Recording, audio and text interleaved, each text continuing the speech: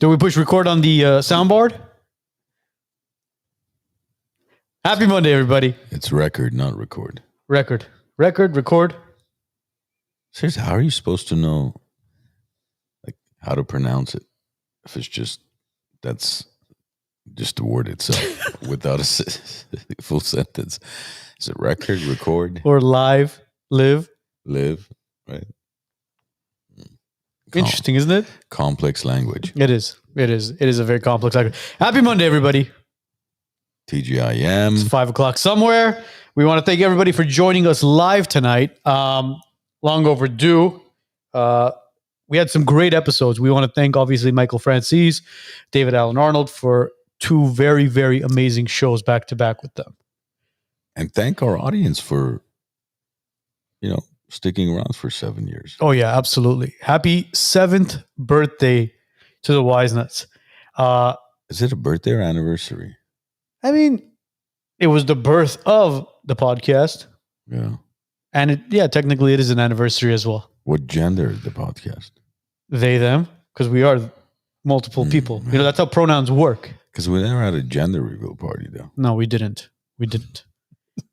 We had exit. Well, we had one exit party. The other one was a walkout party. This is a resignation party.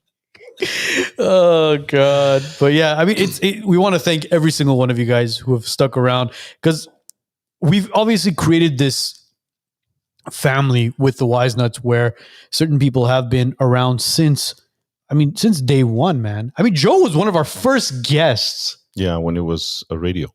Or when it was audio only. Audio only. Yeah. When we were on that, was a do. What did they call it? Morse code. Morse code. He's like, yeah, when you guys were on radio. But have you heard the episode with Joe? It's the one where you had... He brought his artillery. Yeah, I brought a bunch of guns. Yeah, I remember that episode. Where he's like, well, I have this toy as well. All of a sudden you hear Joe just cock the gun. Is that one? He had a bag of, you know what? No, that was later. That was years later. But I mean, look at how far we've come. I mean, we went from, shooting the shit on audio only in essentially your office, my conference room. Yeah. Having and just having Joe as literally our first guest on the podcast. No, I think I was your second guest. Who was our first? Armand or JJ? No, bro. It was audio. I think it was. Joe did not do a video podcast. No, Armand was a video. Then it must have been JJ. It must have been JJ then. I think. When we discussed the wedding topic, remember? I couldn't tell you. I think that's what it was. Was JJ weddings? Yeah, we discussed the weddings with him. No? Yeah, that's how I remember it. Anyways. The funniest thing is the way we had it set up. Remember that one camera where the wire was like 6 inches too short? It was just hanging across the... Not even hanging, barely. Well, that's stretched to the... That was the episode where Ed showed up late and he brought Lamaju with him. And he sat there, he looked at the camera, he goes, maybe we should invest into a longer wire. 5 foot longer wire, maybe. But I mean, it's been a hell of a ride, and we've grown so much, and we want to thank every single one of you guys. Super chat received. Oh, someone's testing the waters. Uh-oh. Well, somebody. There you go. Thank you for the super chat. Who was that, by the way? Arno de Capo. Thank you so much for that. Thank you for that super chat, Arno. Who is that guy? It sounds handsome, Arno de Capo. So here's what we're implementing as well. In our lives from now on, anytime you do a super chat, basically the show gets somewhat interrupted and we have audio feed that comes in. So for a $4.99 super chat, we hear... super chat received. Someone's testing the waters. That's what we hear. Plus Joe climaxes every time. You just can't see it. Fortunately, if you want to see, there's a reason why Joe's filmed from the waist up. He's naked from the waist down.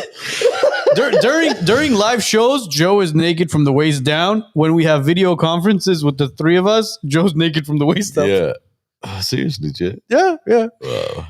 But anyways, there's a lot we're going to be talking about. The first thing we want to kind of dive into is the protests that are taking place in Mexico.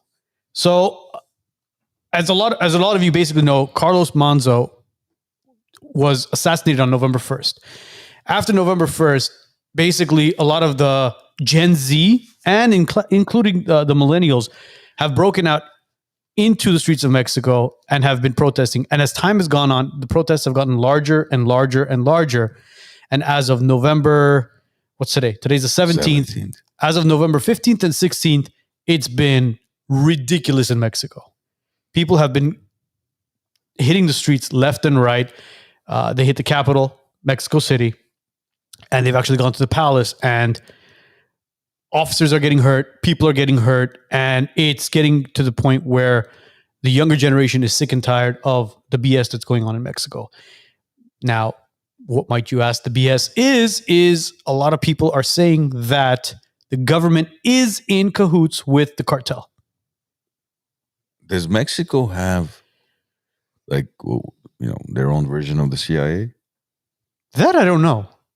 They should. I mean, they should have some sort of intelligence agency. I mean, with the current president, I wouldn't be surprised if they're developing it as we speak.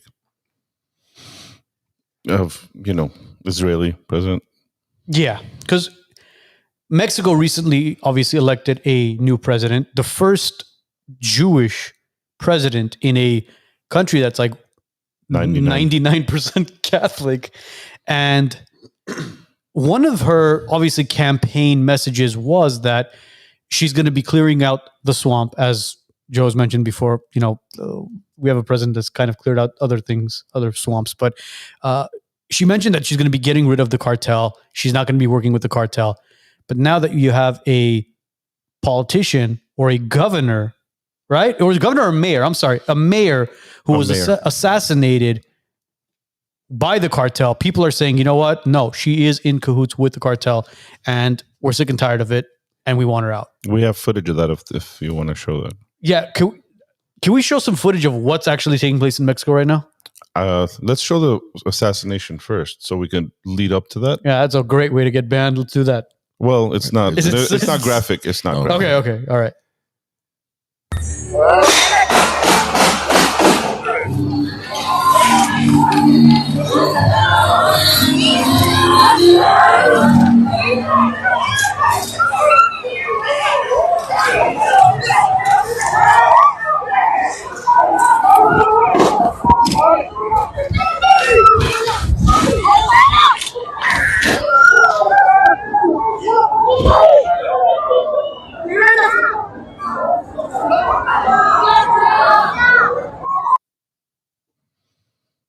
So, yeah.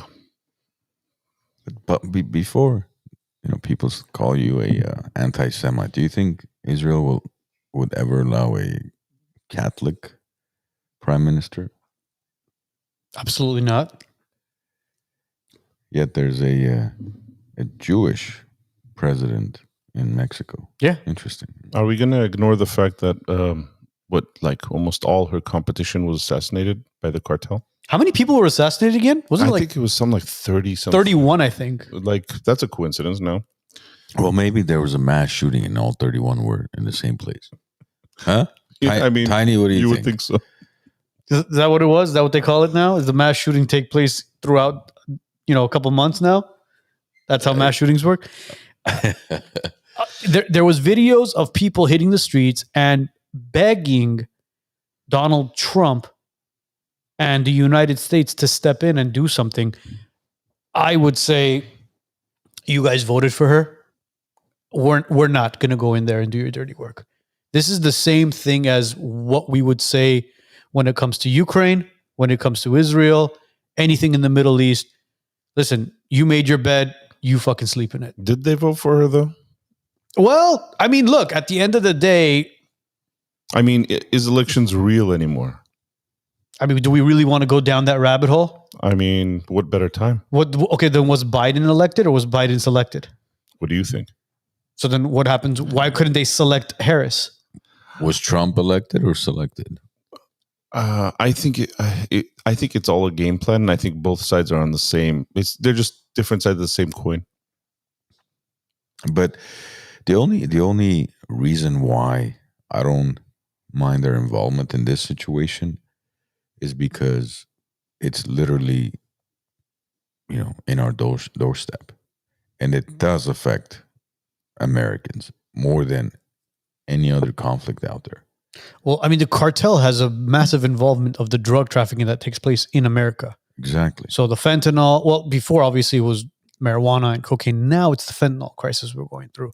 A lot of the people online were saying that his murder became a symbol that the government was losing control of the cartel. But when you look at it, again, not to be a conspiracy theorist, but the government is working with the cartel. If you think the Mexican government and the cartel aren't working hand in hand together, you are not living on this planet. I mean, what would you do if you were president of Mexico? What do you think you'd be capable of? Besides attempting not to get assassinated? So you have to be corrupt, man. You have to be corrupt. See, it's easy. It's easy to sit at the comfort of our own, these beautiful leather couches, and some of you on your futons at home and whatever else you like, your IKEA chairs, which took you 3 weeks to assemble. But at the end of the day, once you're in office, it's like those guys show up and say, "Listen, man, how many kids you got? Married, sister, brother?" Yeah. Okay. No, that's not what they say. They say, your kid's still going to that university, right?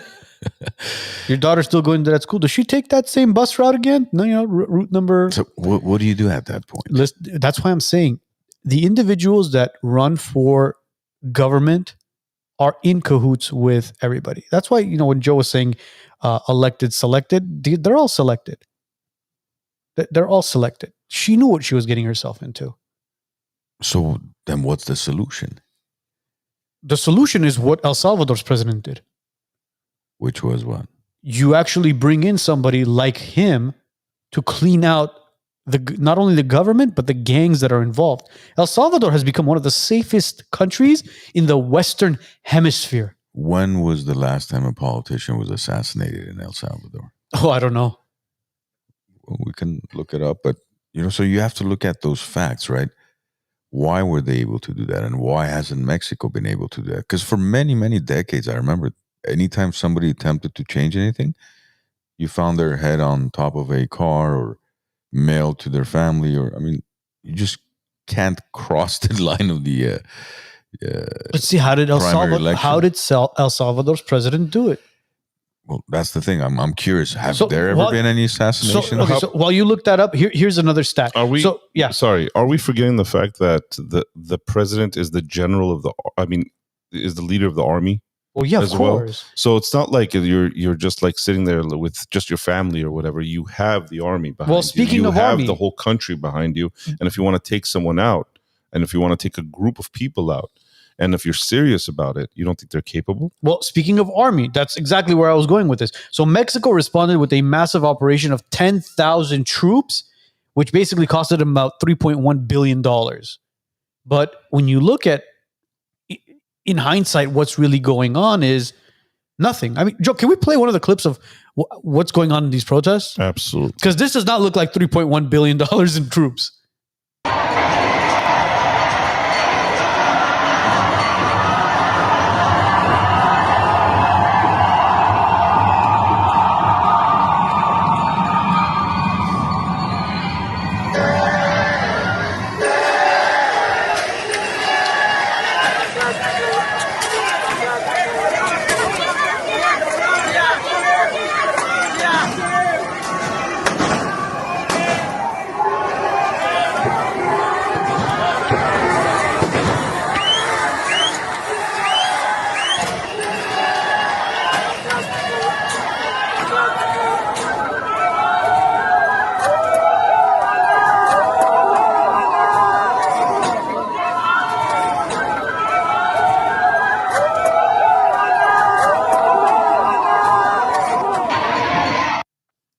I'm actually rooting for the people on this one. Well, you have to, man. I feel terrible for these individuals. And it's Gen Z and the millennials who have stood up to the bullshit that's been going on, because they're the next generation and they're the ones that are sick and tired of the corruption. I think Armenia and the United States should take note. The people of this country should take note. Yeah, but see, again, easy to say that. When Vazgen tried to take over politically in Armenia, what happened to him? He was taken out. El Salvador, yeah, in the last 40 years, nothing as far as political assassination. So none at all. Which tells you what? People are going to be, or potential candidates are going to be more comfortable to run with an agenda. They're not afraid of being taken out. And that's shocking to hear, knowing that El Salvador was one of the most dangerous countries in the Western Hemisphere, and it turned around and became one of the safest now. But I don't think they were dangerous in sense of politically dangerous. They were dangerous because of street violence. Yeah, MS-13 and all that. So that's different than what the cartel do. See, the cartel brings in $30 billion a year in illegal activity. That's a lot of money. And if you basically attempt to hurt their pockets, you're going to end up in a cartel video. Or, as you said, a head on a stick. And that's the unfortunate thing. It's hard to expect change. Just like, when was it? When in Iran, they tried to start a revolution, right? The youth stood up for, what's that girl that was yeah, killed? the you're talking about the Kurdish girl. Yeah. What happened? Nothing. The government killed a few, dozen of people, or however many that number was. All of a sudden, you're like, is it worth it? Everything's back to normal again. Yeah. Well, normal as in... Yeah, back to where it started. Sharia law. Yeah. Sharia law. So it's very challenging. I mean, that's something that there's, and this is, it's not just Mexico. I mean, there's so many countries in Africa that are dealing with this, or even look at all the Christians being massacred right now in Africa. What's happening? Nobody's talking about what's going on in Nigeria. Nobody's blinking an eye. Like, I mean, it's ridiculous. So where do you go? Who do you save? How do you, what does America do? Do we get involved in everything, or no? Do we stay away from everything? It has to be It has to be America first. See, are you sure? It has to be. Look, not Israel first? Look, MAGA at this point is dead. Make America Great Again. What is Make America Great Again? It's MIGA. It doesn't. It literally does not make sense anymore. Make America Great Again it was always a America first. It's our people. But when you look into what's really going on, it's no longer America first. Well, last 10 months, I don't think I've heard Ted Cruz mention the word America. Zero. Why would he? I feel like he's a congressman for Israel. And look at Marco Rubio, same shit. I mean, the guy, every speech you listen to, I'm confused. Is this Ted Cruz or Ted Kruzinski, or like, who are we looking at? Ted here? Cruzberg. Kruzdenberg. Kruzdenberg. Mini super chat received. Jeez. Someone's testing the waters. Arro de capo. This guy's What does starting he to say? grow on me. She's became part of the swamp like Trump. Yeah. I mean, she was, bro. She was. It was so obvious. Yeah, I mean, it was inevitable, man. People knew that an individual like that is coming in, and it was just inevitable that she was going to be working hand in hand with the cartel. It's all a money grab with these people. It's all a money grab. But going back to what I was mentioning about MAGA, a lot of our conservatives who are MAGA supporters might not like what we're saying, but MAGA is dead. There is no Make America Great Again. It has to be an America First movement. And by America First, the United States. That is it. We come first. Our people come first. Our tax dollars go back into our economy, not fucking Ukraine, not Israel, not the Middle East, not Mexico. It comes back into our economy. It's America first. Well, you're going to get $2,000. Oh, in 2026, right? But will we though? Or is there? Well, I don't know. threshold? Well, it depends on our tax bracket. Well, I'm at the 4% tax bracket. I feel like I'm in COVID again. Well, that's hush money. Pretty much. It's hush money. How much did they give us during COVID? I didn't get anything, but how much were they giving out? I don't know. Ask the liberals know how much I got. So. Was it like $400 or something? Bro, look how crazy it was, man. They would give you $400 and like if you went and got vaccinated, they would give you a cheeseburger and French fries combo. French fries too, huh?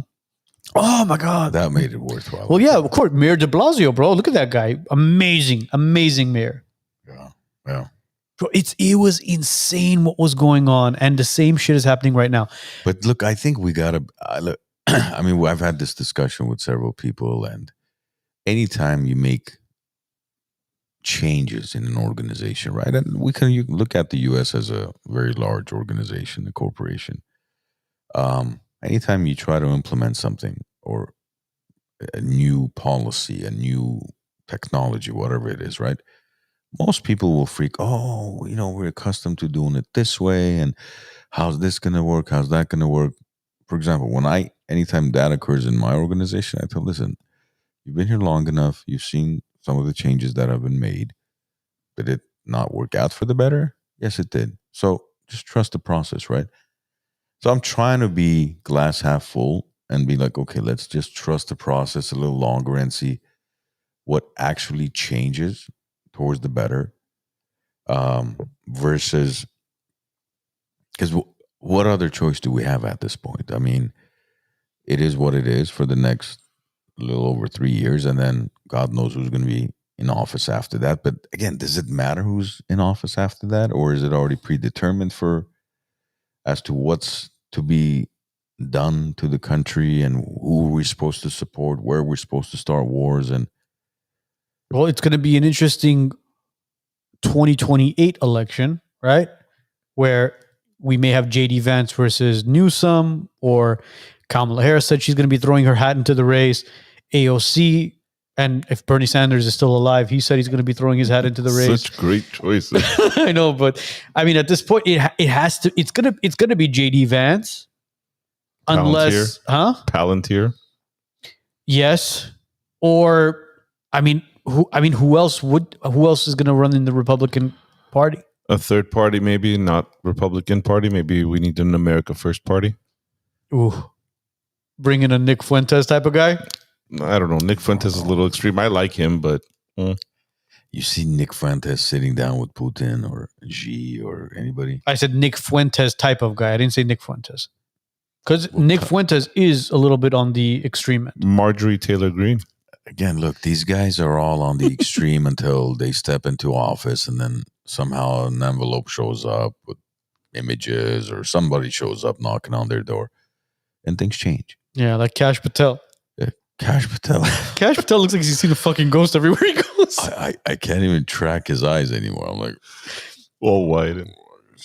It's like we're gonna release the Epstein files. We're gonna get to the bottom of this, and all of a sudden he's like, "Congratulations, Mr. Patel. You are now the FBI director, and here's that envelope I promised you." What Epstein files? Who's Epstein? Exactly. That's what's happening. But dude, this one thing I didn't know until Joe told me about this. So look, we've talked about the Epstein files, and mind you, well, let's do this. Can we go to a commercial? Can we go to an ad before we start the Epstein file? Of course we can. All right. Guys, this is our first live show with our new sponsors. We want to give a big shout out to Dr. Rafi and Alex Megeredchian with Megeredchian Law Offices. They're going to be our new sponsors. So we got some ads that are going to be running. They're not going to be. They are. Well, they are. I'm sorry. They are our new sponsors. And we're going to run these ads, and we'll obviously talk about them. And we're going to have them on the show as well to discuss some interesting topics. In fact, we might actually go to Dr. Rafi's office for some adjustments. So, yeah, that's going to be fun. What are you going to wear? I don't. He told me not to wear anything. Or is that the other place? That was for Joe, not you. Oh, I thought we were going to that Chinese foot. Never mind. Joe, play the ads. Play the ads, Joe. When you're involved in an accident, choosing the right attorney is the most important decision you can make. Let us show you why we're different at Megeredchian Law. With 11 attorneys on our team, we're able to go to trial and fight for your case. More important, the pedigree of our firm is customer service. So you always get a call, you always get an update. Lastly, we're results driven. We win. Let us show you how. Call us at 818-530-1300 or bestcaraccidentattorney.com.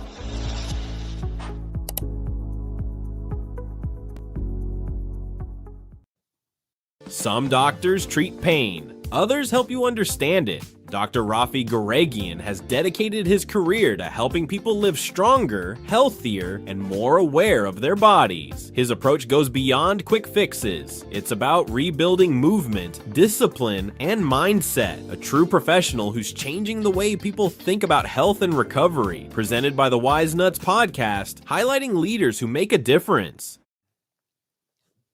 I remember when we had Rafi on our show a couple years back, and we had adjustments done on the show. 4 or 5 years ago. Probably 4 years ago. Yeah. And you know, what's interesting is, see, here's the thing. Most people or most podcasts, first off, don't last 7 years. And even if they do, I don't know if they stay in touch with their guests the way we do, right? Yeah. Especially somebody like Rafi, where I remember, several friends of mine, when they saw him on the show, they're like, well, what do you think? Is he a good chiropractor? I'm like, I think so. Just try it out. And we're talking about 4 or 5 years ago, and these guys still entrust in Dr. Rafi since then.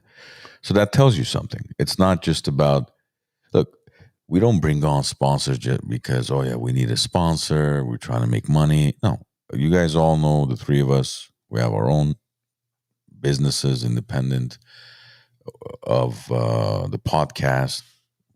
Some would say we're, somewhat successful at what we do outside of the podcast. And so it's not about the money. It's about truly, if we don't vouch and believe in the services of those individuals or the product, but in this case, services, there's no way we're bringing them on and, vouching for them and speaking positively about them. We wouldn't say anything negative, but we wouldn't say anything positive either. Yeah. Like you solar companies, stop hitting us up. We're not going to be having a solar company as a sponsor. It's not going to happen. Forget about it. Trust me, it's not going to happen. So what are we open to? Joe, what are we open to, Mr. Producer? Hit us up and find out. Yeah, look. Joe will send you a 78-page contract. And you'll regret being sponsored by the time you sign it. But no, the people we partner up with are truly individuals that we can vouch for. Yeah. That's what it is. Again, Armand Grigorian, one of our sponsors, amazing attorney. Alex Megeredchian, same thing. And Rafi. These are people that we can vouch for and our services that we recommend to, not only to you guys, but to our friends and family as well. Yeah. Speaking of Alex, for example, I've been a business owner for quite some time. I've had many employees over the years. And one of the main reasons, I've known Alex for several years now, but the way I learned to trust him and his services was when, over the years, from different employees, current and previous employees, who were speaking so positively of him. Yeah. That tells you a lot about an individual. Especially if somebody no longer works for you and they're willing to speak highly of you, then that speaks volume, in my opinion. It tells you, it tells you a lot about not only the business, but the individual who's operating the business. Exactly. Like I've never come across somebody, and I know a lot of people that have either worked for him or have had cases with him, where somebody says, yeah, he was an asshole, he screwed me over. Has never ever come up.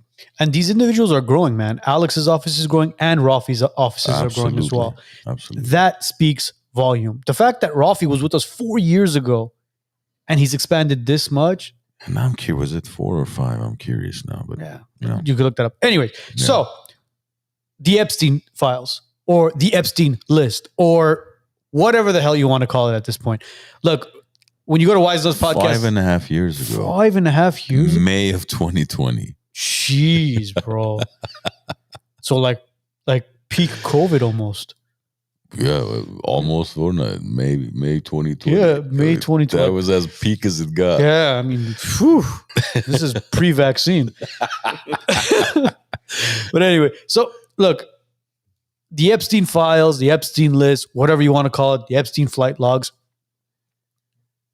One of Trump's campaign messages was that he was going to declassify it. And when he did, quote unquote, declassify it, you saw libs of TikTok and all these, influencers on Twitter and IG walk out of the White House holding the Epstein files, right? It said classified on it. And we were like, you know what? This is it. We're going to find out everything. And then all of a sudden, crickets. We don't hear anything anymore for months and months and months. And then when you ask President Trump, what's going on with the Epstein files, he says, I don't know what you're talking about. It's a made up list. But it's like, no, well, Mr. Trump, President Trump, you actually said that Bill Clinton was on the Epstein list. There was a flight log. Bill Clinton had multiple visits to Epstein Island. And all of a sudden now it's a made up list, made up flight logs.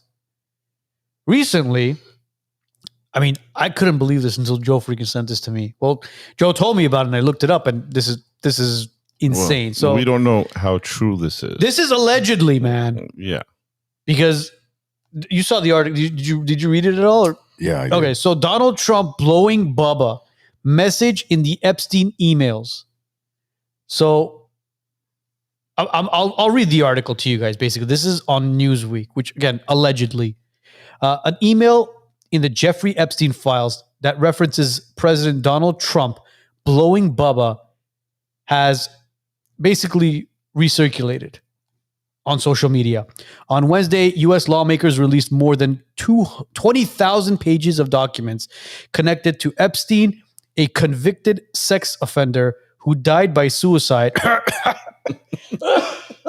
Sorry, I always get like a hairball. Yeah, something stuck in my throat every time I hear Epstein committing suicide. By the way, wisenutspodcast.com. Epstein didn't kill himself t-shirt. It's under $30. In New York jail in 2019 while awaiting sex trafficking charges. Some of the documents mention Trump, including one of Epstein's brothers, Mark, which reference photos of Trump blowing Bubba. Bubba is a nickname for former President Bill Clinton. Holy crap. So there's photos basically of Trump blowing Bubba, who's allegedly Bill Clinton. Nickname Bill Clinton, Bubba. I mean, you can't make this shit up. This stuff is circulating online and Power Super Chat unlocked. They're fueling the Wise Nuts madness. By the way, every time the amount goes up, the audio changes. Yeah. So, all right. So, what does it say? So, Trump was Monica Lewinsky for the Epstein. Basically. Look, man. You misspelled Epstein, Arno de Capo. Epsteinian. Here's the thing, man. If this is fake, you're talking about a defamation lawsuit, yes or no? Yeah, potentially. I mean, but at this point, who does he go after? Mark Epstein, Newsweek, Bubba, Bill. It's defamation, yes or no? I mean, it's so obvious. Yeah, or he just doesn't take it seriously, and he just ignores it. I don't know, man. I mean, you talk about all these individuals who were allegedly actually, no, I'm going to say allegedly on the list, and they found a painting of Bill Clinton in a dress on Epstein Island as well. So there's connections here. Now, we're curious now. Dude, what is in these files? If 20,000 emails were released, what else is in there? So Mark Epstein basically said in a statement with Newsweek recently, the emails in 2018 between my brother and me were made public. They were simply part of a humorous private exchange between two brothers and were never meant for public release or to be interpreted as serious remarks. What if that, him blowing Bubba is a metaphor for something?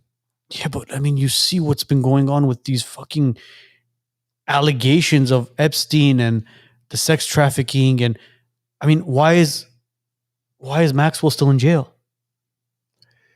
Look, I think, and most, if not everybody who's got any power around the world is their name is probably somewhere on that list or files or whatever, flight log, which means we're never going to see it. I mean, it's remember it was Snowden, right? The WikiLeaks. Yes. Where is he? I don't know. Prison. Isn't he in prison? Is he, or he's in? No, I think they extradited him to Sweden, or where is he now? But anyway, my isn't he on witness protection?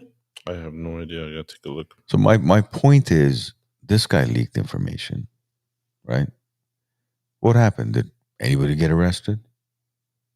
This is pre-Epstein files. This is pre-Trump drama. Yeah. No, I agree.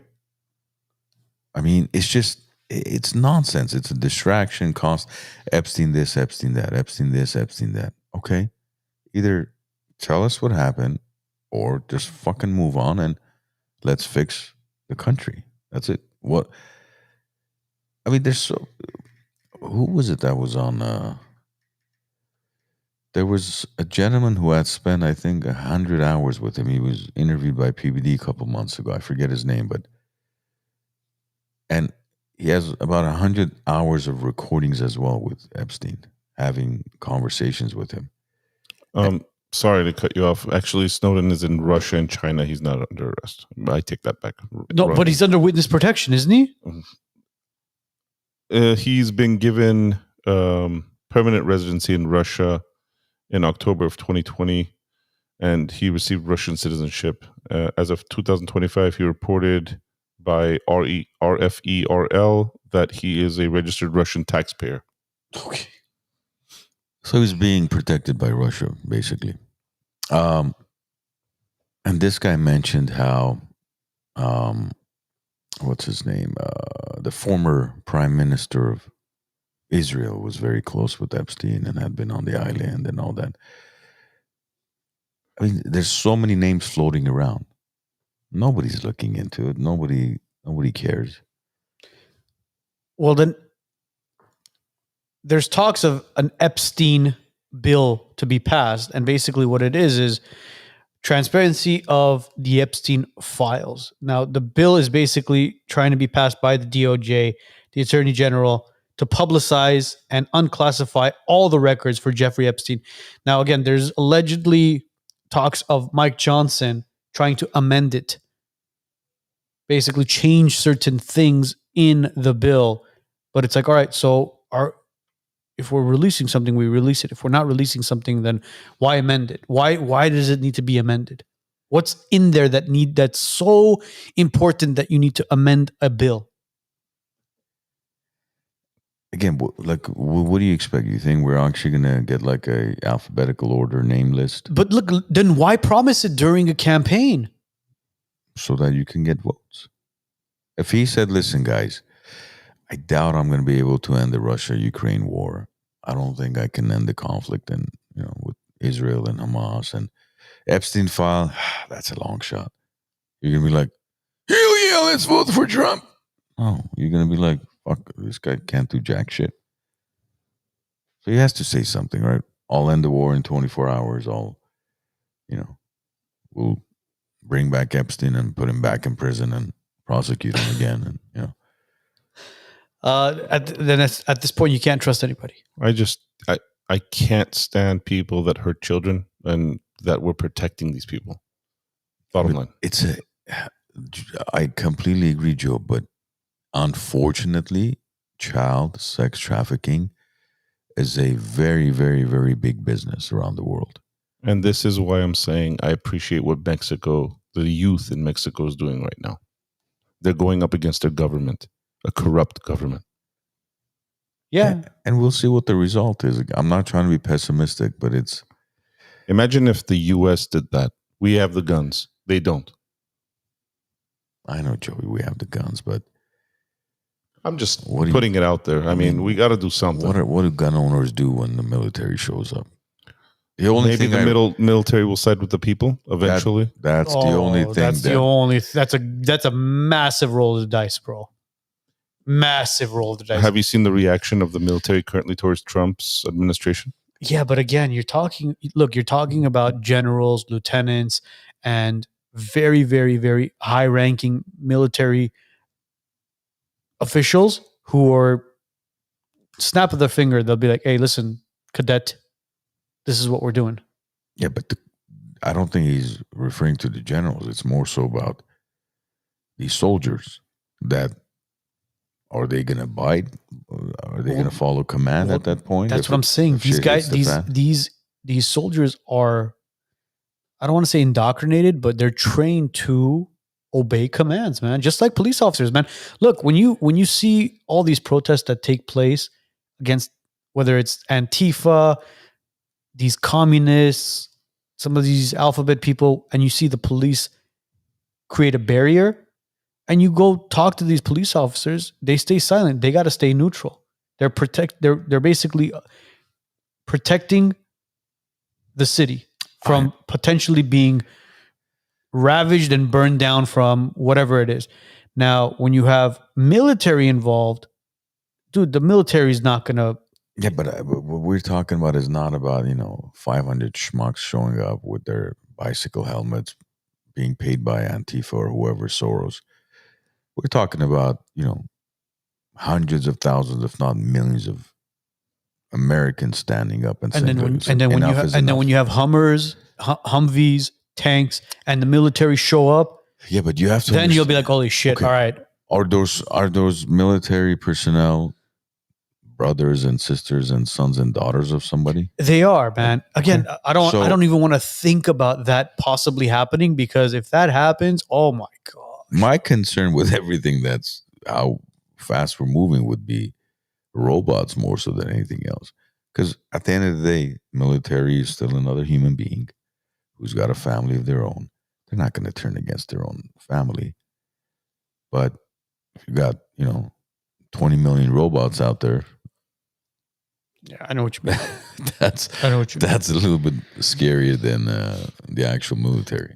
We're getting asked about what's happening in Mexico. We have one more clip of what's happening in Mexico. Yeah, let's play that. Let's play one more clip of what's really taking place over there, because it's.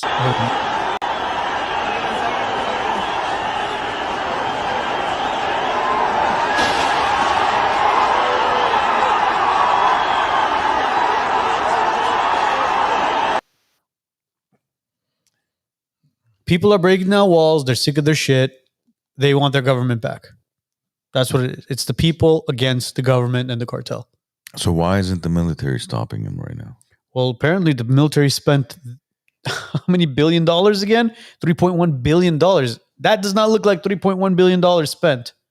Spent on what? Balloons and confetti, or what the hell? Yeah, basically. Oh, 3.1. Maybe it's in pesos. No, pesos was more. I'll tell you exactly how much it was. So, because if it's pesos, what is that, Joe? That's about 1/10. What is a peso now? What was it? 300 pesos. So dollar? It's 245 billion. No, I'm sorry. It's or is that dirham? No, no, not that. The 300. No. I'll tell you right now what the number was. I have it right here. Hold on. It's Oh, I'm sorry, 20. It's is it 18? Yeah. Each. I was thinking dirham. Sorry. You went to Armenia. Tuman from Iran. Like, yeah, seriously. 1 billion is 700 trillion. No, I had it in. It changes daily, though, by the way. 17, 18, 20, 22. So 75 billion pesos. Wow. Oh, I'm sorry, 57. 57 billion pesos. Oh, make up your mind up. Sorry. 57 billion pesos, which was equivalent to 3.1 billion US dollars. Okay. So that's how much Mexico has basically spent on deploying troops to fight what's going on right here. I mean, it's sad. It's sad, but that does not look like $3.1 billion No, man. or 57 billion pesos. There's a lot you can do with $3.1 billion. Yeah, yeah. I mean, look, the numbers the cartel is spending, I mean, it's literally chump change compared to the amount of money they're spending. Look, the cartel brings in $30 billion a year in illegal activities. 70 million to 1 billion per year is just on fentanyl. That's just fentanyl. Extortion of businesses, guess how much it is per year? 1.3 billion. That's like Nalok, basically. Basically. Yeah. Nalok meaning Racketeering. Total impact of violence, 247 billion US dollars have impacted Mexico. Like that's a lot of money. And obviously the members as far as cartel, CJNG, which cartel is that? I know the Sinaloa cartel, but what's the CJNG? I haven't heard. That's 18% of the members are part of that cartel, and then 9% are the Sinaloa cartel. Doesn't look good. Fifth largest employer is the cartel in Mexico.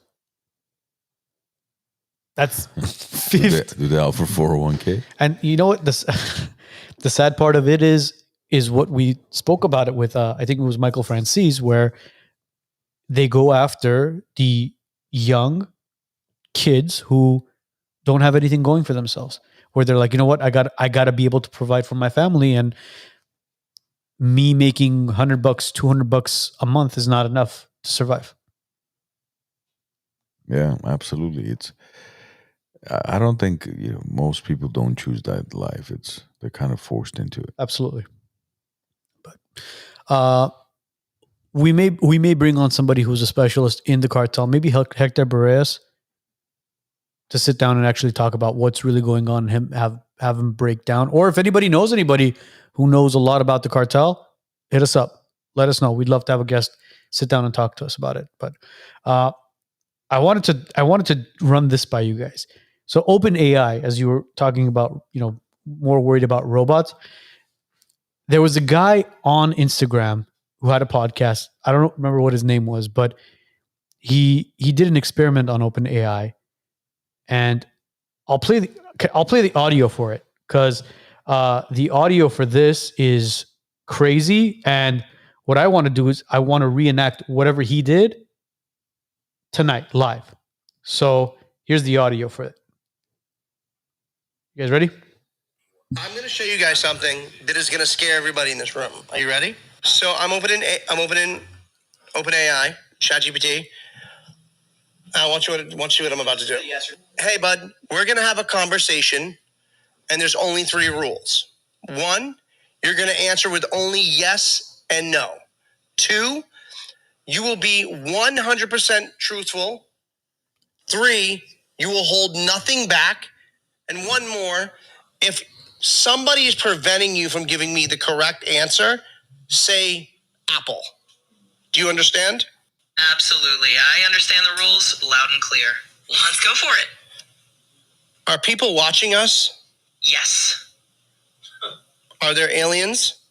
Yes. Is God real? Yes. Do we live in the Matrix? Yes.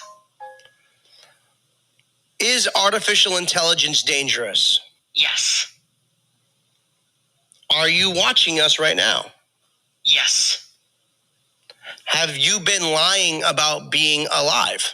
Yes. Am I wearing a blue shirt? No. And he's wearing a black shirt. Let's try this live right now. I want to try this live with OpenAI. We tried that the other day. What was that? I think it was Wednesday night. But with the response was, she kept on giving was more Apple. So I want to take that out.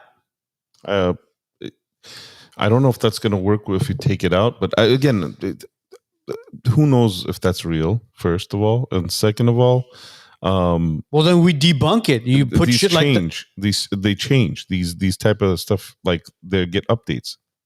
So who knows? When was that video recorded? This was literally a week ago. Okay, well, shit. Let's try it.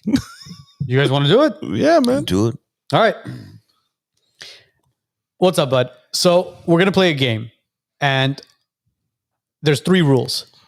Rule number 1, you have to answer in a yes or no format. Got it. I'm ready for the game. Rule number 2, don't get ahead of yourself. Rule number 2, you have to be completely truthful. Absolutely. Honesty is key. What's rule number 3? Rule number 3 is you cannot hold back any sort of answer. All right. That sounds straightforward. I'm all set. Let's dive into it. Are we being watched? Yes.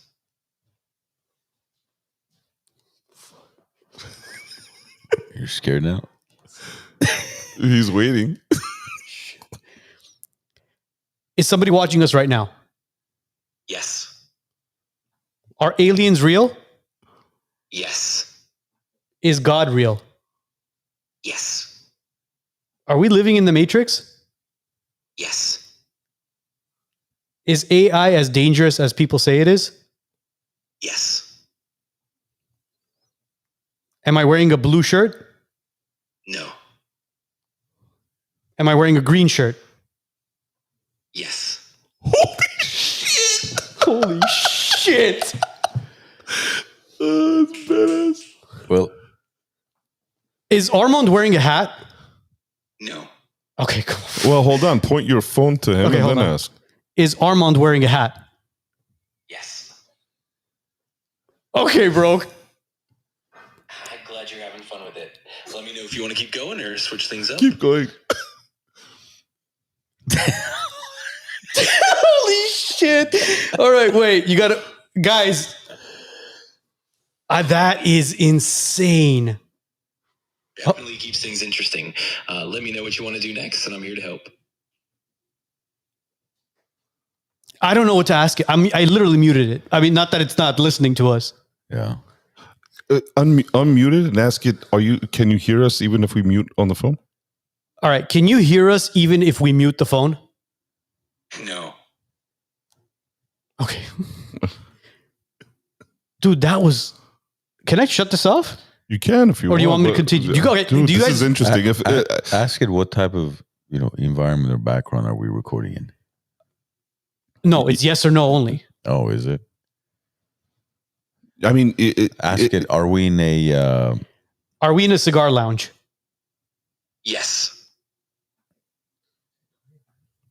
Are we in the city of Burbank? No. Are we in the city of Glendale? Yes. All right, bro. You know what? Do we have headphones on? Do I have headphones on? Yes. You know what, man? This is not okay. What are you calling it quits? Oh my god! Ask if the end of the world is near. We got a comment that's saying, "Ask if the end of the world is near." Is the end of the world near? No. Oh, thank God. Are the real estate prices going down? No, that's stupid, man. Come on. Ask it. No. Ask it. Hold It's on, good hold for on, business. hold on. Is Jeffrey Epstein dead? Yes. Did Jeffrey Epstein kill himself? No.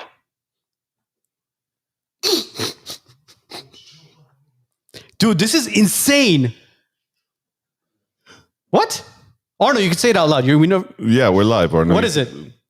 Was Trump on the island? Are all the allegations about Trump? Okay. Was Donald Trump on Epstein Island?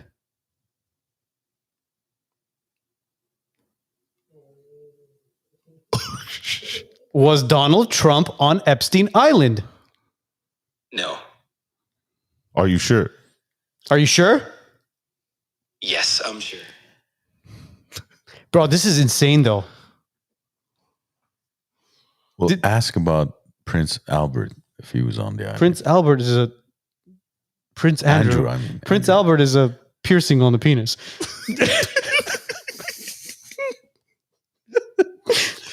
Was Prince Andrew on Epstein Island? Yes. Clinton. Was Bill Clinton on Epstein Island? Yes. Trump.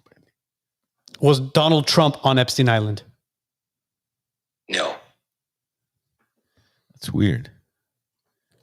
Yeah, because the rest of the stuff wasn't weird. The shirt tripped me out.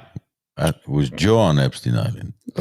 Joe Biden. Joe Biden. Was Joe Biden on Epstein Island? No. No. Bill Gates. Was Bill Gates on Epstein Island? Ooh. Was Bill Gates on Epstein Island? No. I don't buy that bullshit. Yeah. Oh, yeah, because my green shirt didn't give it up. Was that green or is that? Oh, come on, bro. Was that hazel? All right, you know what? Watch. Am I wearing a hoodie? Yes. Bro.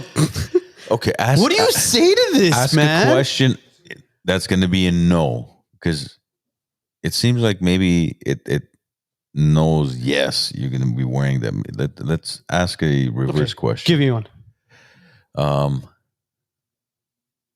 I asked it if I'm wearing a blue shirt. It said no. Okay.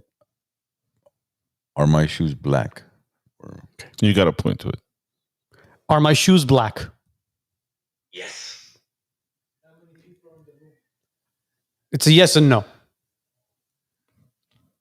Are my shoes red? No. Are my shoes green? No. Are Armoon's shoes green? Yes. Oh, see? That's... Well, I mean, who knows? Exactly. It's all part of the fun. Let me know if you want to keep playing or if there's anything else on your mind. Go screw yourself. I'm here to help and keep things positive. If there's anything specific you'd like to chat about or if you need anything. Don't piss it off, Arno. Oh my gosh. It'll send a drone to your house. In the middle of the night, it shows up while Arno's in his sweet little dreams. Like, hey, Arno. He's like, huh?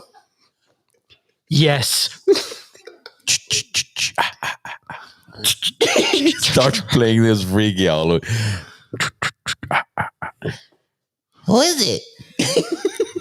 It tripped Arno. It tripped Arno out so much he moved from the couch to the chair. He's sitting close. He was by me. Went over there. Yeah.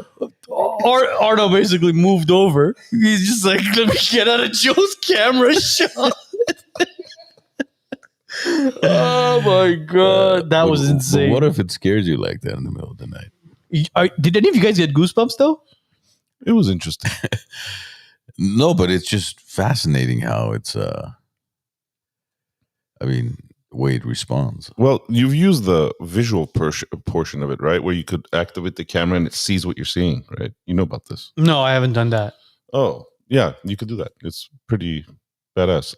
You could actually point to what you're Joe, doing. let's give it more ammunition. Let's let it pretty much. see everything. You're technically feeding it if you really want to know. It's all taking info. I'm surprised you're concerned about the phone when you love having a smart home, and I'm about to go home and unplug everything in my house. Like you pretty much have cameras everywhere, and it's all wired into some iCloud system. You're concerned about this damn camera on your phone. Well, it's not about the camera, bro. It's about look. If you just joined us live, go back 15 minutes and look what we did with OpenAI. I think we should make a clip out of that. Oh, definitely. Because that is insane what just happened. The guy that's concerned about AI is the guy that has his whole house programmed where if he walks into a room, the lights adjust to his mood. And he's concerned about AI. I hope he wakes you up in the middle of the night with some of these. Hey, Arno. What are you thinking about now, baby? You wearing that green shirt again? Oh gosh, man. Can we play ads before we go on to the next topic? Yes, of course. Oh geez, we need a break. When you're involved in an accident, choosing the right attorney is the most important decision you can make. Let us show you why we're different at Megeredchian Law. With 11 attorneys on our team, we're able to go to trial and fight for your case. More important, the pedigree of our firm is customer service, so you always get a call, you always get an update. Lastly, we're results driven. We win. Let us show you how. Call us at 818-530-1300 or bestcaraccidentattorney.com.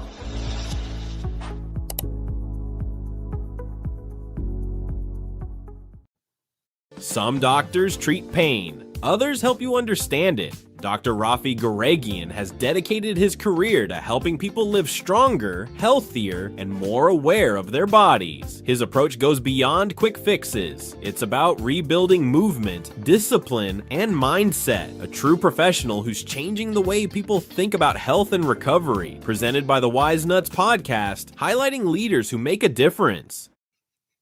Are you looking for a place to kick back and celebrate? Well, the Glenarden Club has got you covered. Upstairs, you got a private lounge with a cigar room. Downstairs, you got the Moose Den, where you can have cocktails and private events. Hey, are you even hungry? They got an outside pizzeria serving one of the best pizzas in town. If you're interested in becoming a member with the Glenarden Club or booking an event, contact the Wise Nuts. We'll connect you to the boys at the Glenarden, and you could become a member here or host your next gathering. All right. Now that we've digested OpenAI, I bet you everybody's going to be jumping on that shit and testing it out tonight. You're going to hear everybody, in the bedroom. Yes. Did Arno put you up to this? No. Am I gay? Yes. No answer. Oh God, I should. The thing is, it's yes and no, or else you'd get into like deeper questions. But anyways, I guess this would be one of the last segments we do for tonight before we call it a night. But I wanted to talk about the 30-year mortgage and the 50-year mortgage that Donald Trump was proposing. I have a lot of mixed feelings about this, but I kind of wanted to get your guys' intake and obviously everybody else's intake on this because it's a very interesting proposal. Am I a fan of it? Yes. Am I for it 100%? No. And we'll talk about why. But just some very, very rough numbers for you guys to understand what is the difference between a 30-year and a 50-year mortgage on $1 million purchase with 20% down, which is basically an $800,000 loan at 6.5%. So your principal interest on a 30-year fix would be $5,056. On a 50-year mortgage, your principal and interest would be $4,509. That's on what amount of loan? This is on an $800,000 loan. So roughly it's about $547 difference. So and I hate saying this because it's not true, but you're technically saving $547 a month on a 50-year mortgage. Now, here's where things get very interesting. Your principal on a 30-year mortgage is $2,222. Your principal on a 50-year mortgage is $1,033. Your interest on a 30-year fix is $2,834. Your interest on a 50-year fix is $3,176. So now, when it's all said and done, and you pay off your property, on a 30-year mortgage, you're going to end up paying on a $1 million purchase with 20% down, which is an $800,000 loan. You're going to end up paying $1,820,000 and change, which is $1 million in interest. This is on a 30-year fixed loan. On a 50-year fixed, same thing, $1 million, 20% down, $800,000 loan.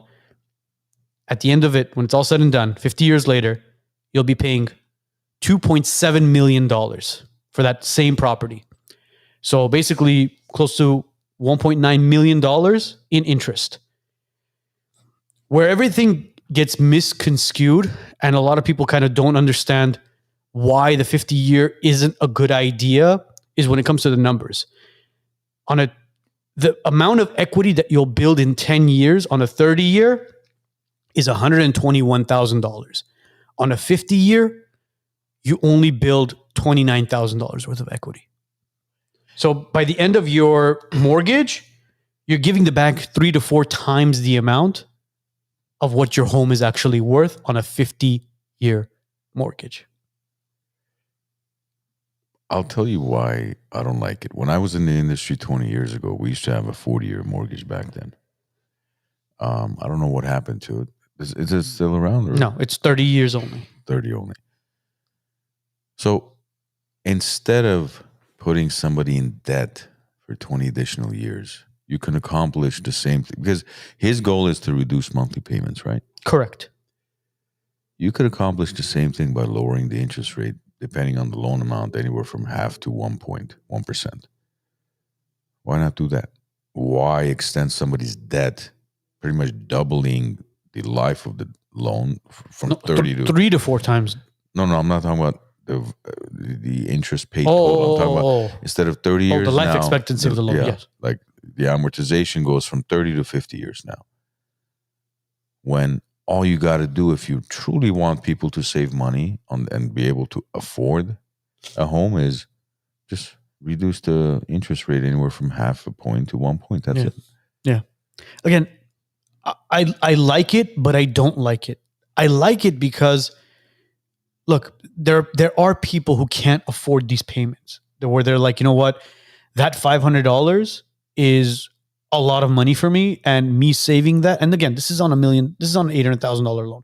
When you look at the national average is like $400,000 to $500,000. But it will help people be able to purchase a home instead of renting. Well, they'll own it, but 50 years? That's a lifetime. It takes away the American dream. Because look, the 30-year mortgage was introduced by one of my favorite presidents, Roosevelt, FDR. Franklin Delano Roosevelt was the one who introduced the 30-year mortgage. And that's when, World War II was basically coming to an end, and the 30-year mortgage was introduced. We were in a Great Depression. We got out of the Great Depression. He introduced Social Security. And it was like kind of, you're in your 20s, you buy a home, you have a 30-year mortgage. By the time you pay off the mortgage, you're getting ready to retire, and your kids, they get married off. You're an empty nester now. You and your wife basically sail off into the sunset. You got that home paid off. You're retired. You're living off of your 401k or Social Security or whatever it is, and you live the American dream. They literally are taking that and they're saying, listen, you need to work for 50 years to pay this property off. Yeah, but this all came from, and we discussed this a few weeks ago, it all came from, whether it's the government or the industry, selling people on the idea that real estate is the most reliable, most tangible investment. It's it's your family nest egg, it's your generational wealth. That's why we're in this situation today, because the real estate, your primary home is not supposed to be your nest egg, your generational wealth. If you invest into buildings and other things, that, yes, could potentially be. Your primary home you shouldn't be able to buy a home for $200,000 and then it's worth $4 million in 20 years. Who's paying $4 million? And when you sell that $4 million value, what are you affording at that point? Yeah. Your $4 million has no value. Your $200,000 was far more valuable than your $4 million today. That's the issue. But I don't like the 50, because he needs to just lower the rates. If he really wants it to be affordable, offer incentives to builders. Developers, large-scale builders need to be offered tax incentives by the county, the state, or federally, at whatever level. Because the reason why house prices, again, you're the expert, I'm not, but I think is because inventory, we still don't have inventory, even though it's kind of shifted quite a bit recently. But if we had an excess of inventory, the prices would not be where they're at today.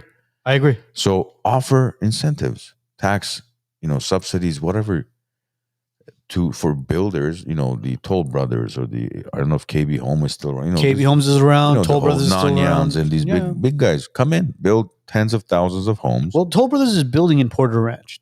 They've got phases and phases of projects that are going on. But again, the demand is so high and the supply is so low that it's driving the prices up. Yeah. And look, we talked about this before, and I don't know if it was while we were at the lounge or it was at your office, but look, this entire real estate market that completely shifted happened right underneath our noses during COVID.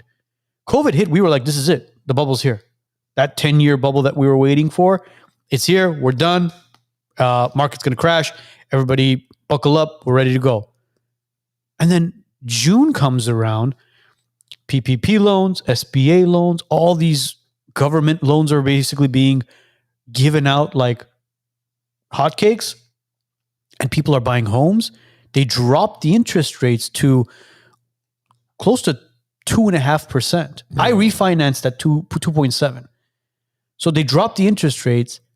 There's all this money being pumped into the economy, into people's pockets. People are buying left and right. And then all of a sudden, a couple of years passes, the rates go from 3 to 7. Yeah. And the market froze for like 3 days, 4 days, and everybody was just like, holy shit, what the hell just happened? Why the heck did the rates just skyrocket like this? It was all intentionally done right underneath our noses, and we didn't even see it coming. Because what they did was they intentionally lowered the rates to create massive demand, jack up the prices, and then all of a sudden they raise the rates. Now that starter home of yours that you were like, you know what, I'll live in this home for a couple of years, my payment's comfortable. The people that refinanced, they're like, you know what, I just pulled a bunch of equity on this, I refinanced, you know what, we'll buy something else with it.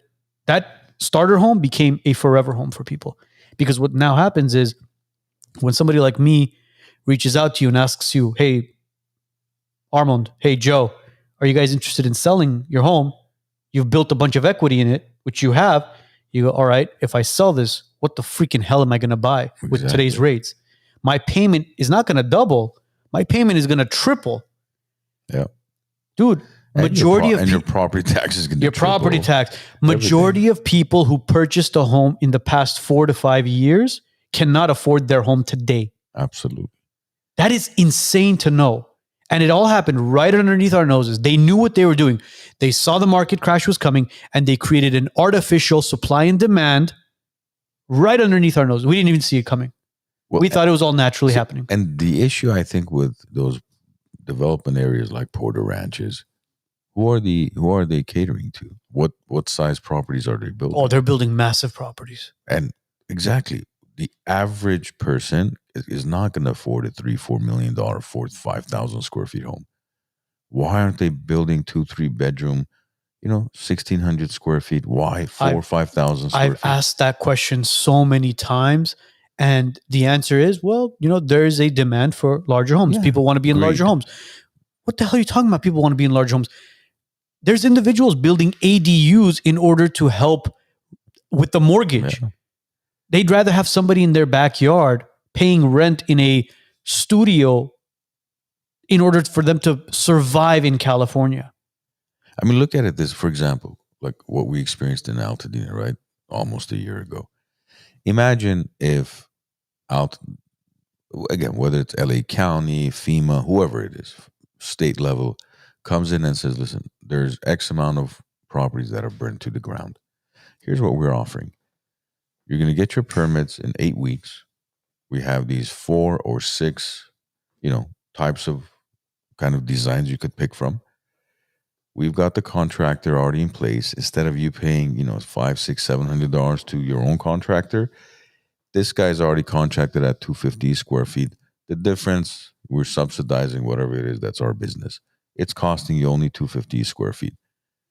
And we assure you, pick a model, within 12 months, you have a brand new home. How many people would jump on it? Everybody would. But it's like they're digging people around. Well, you need to have this study done. We're going to have to do that study done. And, there's soil inspection. Like, dude, you're just pushing this further and further away. And people are getting discouraged and like, I don't want to deal with this shit. I'm just going to sell my land, whether it's at market value, at a discount, and get the hell out of here. But if they offered an incentive, literally by end of next year, Altadena could be rebuilt. Bro, Altadena should have, at least half of it should have been in framing by now. I'm not saying rebuilt. I'm saying in framing. You drive through Altadena, it's still a war zone out there. It is. Nothing has been done. Like, it's sad. It's almost a year. Yeah. January will be a year. Nothing's been done. Yet people are saying we need homes. There aren't enough homes on the market. And that's driving the prices of Altadena up now because people want to be in those neighborhoods. It's safe. It's somewhat affordable compared to, other areas. And it's just a great neighborhood. The police department, the fire department, everything is great there. Well, it's under sheriff, but it's just a safe place to be. It's a great area to raise a family. But the government continues to dig around, and this is what we get out of it. I swear, if they wanted to, they could expedite things. Just streamline the whole process, man. It's nonsense. Streamline it, make it efficient. With all this AI technology, you really need, so many people reviewing the plans and making correct. Just here's what it is. Here's the plans. Everything is already pre-approved. Sign off on it. Boom. Let's break ground. End of story. Yeah. We want to get everybody's thoughts on the 30-year and the 50-year mortgage. Would you sign up for a 50-year mortgage if you had the opportunity to? Or, what is the traditional 30-year mortgage the best way to go? Dude, when I first bought my house, you know what I got, right? I got a 7-year ARM. Yeah. Which is a 7-year fix. Interest only. No, not interest only. It's fixed for 7 years. And then after 7 years, it becomes adjustable. So you got to refi. But my rate was great because the bank was saying, well, we don't know what the rates will be in 7 years. It's for them, it was worth the gamble as far as rolling the dice to see what's going to happen in 7 years. But 7 years from now, or at the time, I was thinking, all right, you know what? I'll refi this within 3 years, but it's better for me to do a 7-year ARM rather than a 30-year fix because the cost was much, much less. And the likelihood of the cost less though on an ARM versus a 30. The fees were less. And obviously my rate was lower. My 7-year ARM was much, much lower than a 30-year fix. Really? Now it's not even worth it. The 5-year ARMs, the 7-year ARMs, the 10 years, the 15 years, you're better off just signing away on a 30-year fix at this point. Because I've seen rates as low as, I think, 2.2 from that era. Well, I'm telling you, I locked mine in at 2.7. I'm talking about a 30-year fix at 2.2. Yeah, mine is 30-year fix at 2.7. I thought you said it's a 7-year ARM. No. When I first bought it. Okay. When I first bought it, was a 7-year ARM. And then when I refied it at 2.7. Yeah, okay. That's what I did. Because I knew I was going to refinance it. But anyways. Anything else before we call it a day? Nanette calls it a ripoff. I agree. But again, I look at it as... The banks will win. Yeah, the banks win. And I'll tell you why the banks will win. Because the average loan is refinanced after 3.7 years or something? They say anywhere from 3 to 5 years people refi. Yeah. So let's say average is 4 years.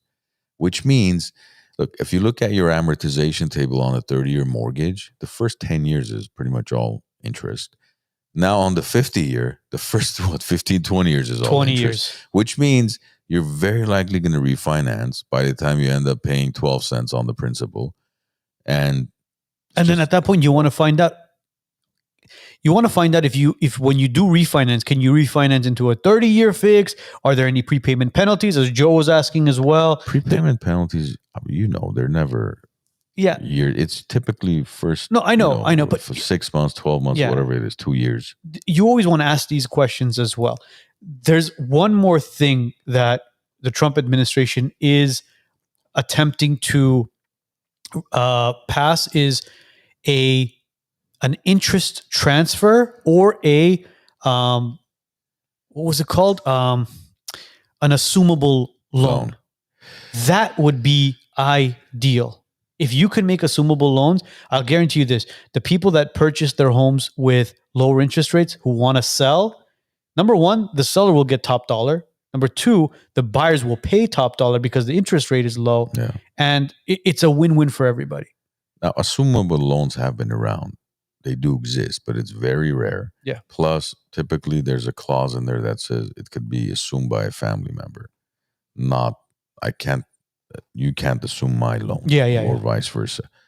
But yeah, that would absolutely help but then at that point, then you think, well, people again will get greedy. oh, I could sell it for $1 million, but if I also give him the assumable loan, I could ask for 1.2. Yeah. Look, we've been spoiled. We've been spoiled. But you're hearing this from me now. I do smell something coming soon. Ooh. If you are in the market to purchase something, be very patient. Don't go out there overbidding on certain things that shouldn't be overbid on. Take the dice, pretend you're in Vegas, and roll it, because what's going to happen is this. Once in a while, you're going to roll the dice and you're going to wait for a property, and then all of a sudden you're going to say, oh, look, it's been 2 weeks. It's still on the market. Oh, look, it's been 3 weeks. It's still on the market. You could start to negotiate. It smells like 2011, 2012 market, where those crazy bidding wars aren't there and people are able to negotiate certain things. Yeah. It's I was speaking to somebody who's trying to sell their home now. It's in the market in a nice neighborhood. He's like, we've had several open houses. 8 people have shown up. Yeah. Which is, as you know, very, very low numbers. But 3 things that sell your house: condition, location, and how you price it. Those are the 3 things. The first 2 they have, I think the third one they may have screwed up on a little bit. Call me. See, he gets advertised. I can't advertise my business. Listen, He can. I don't even want to say why you should call him. Listen, people are dying to come see me. That's my advertising. There you go. Guys, thank you so much for tuning in with us. I hope you guys had fun on this live episode. wisenutspodcast.com. Visit our website. Merch is available. The Epstein didn't kill himself shirt. Guys, right there. Just scan that QR code right there. Yes. Under $30, you could get some shirts. Support the Wise Nuts. Look at that. $24.95. Epstein didn't kill himself. We talked about it. wisenutspodcast.com. Again, thank you to our sponsors, Dr. Rafi, and obviously Alex Megeredchian as well. Plus the Glen Arden Club. Thank you guys. Look at this place, man. Feels like home every single time we walk in here. I don't think anybody's ever walked in here where they're like, Yeah. They're all blown away when they walk in here. Yeah. If you guys are interested in becoming a member with the Cigar Lounge, hit us up. There's already a couple of people who hit us up, and we introduced them to Zorab and Zori, who basically run the place. And when you guys walk in here, you'll feel that energy, that aura, that vibe. It feels like home. And again, if you're looking to host an event, this is the place to do it. Yeah, great place to do it. Whether it's birthday parties, 50th birthdays, 40th birthdays, 30th birthdays, charity events. Yes. You want great place to do a charity event, poker night with some cigars. Yeah. Anyways, guys, today's episode will be up and running on Spotify, Apple Podcasts, and all major platforms mañana. Have a great week. Have a great weekend, and stay off of ChatGPT.